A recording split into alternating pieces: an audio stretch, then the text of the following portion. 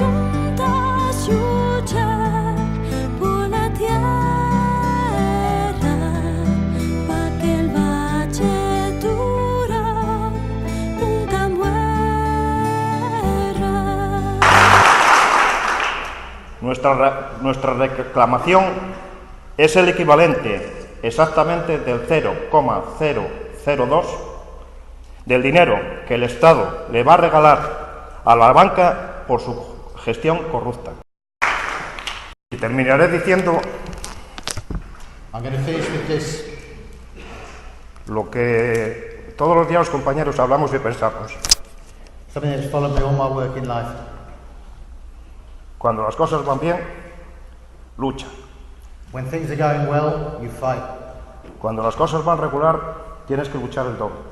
When things are just about okay, you fight twice as hard. Cuando se avecina el desastre, solo queda una posibilidad: luchar, luchar y luchar. And when things get really tough, there's only one thing left to you. You fight, and you fight some more.